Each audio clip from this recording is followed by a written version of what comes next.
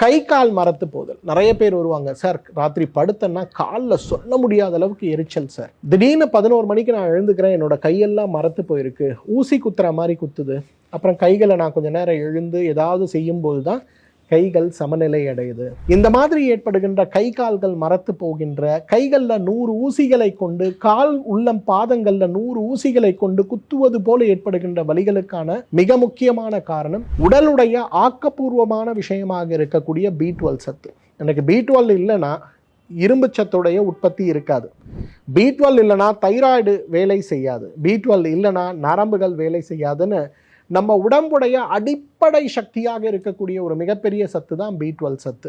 B12 சத்து எதில் அதிகமாக கிடைக்கும்? முட்டை, கீரை, பால், அசைவ உணவுகள், குறிப்பாக ஆடு இறைச்சியிலையும் ஆடுடைய ஈரல்லையும் B12 சத்து மிக அதிகமாக இருக்கிறத பார்க்க முடியும்.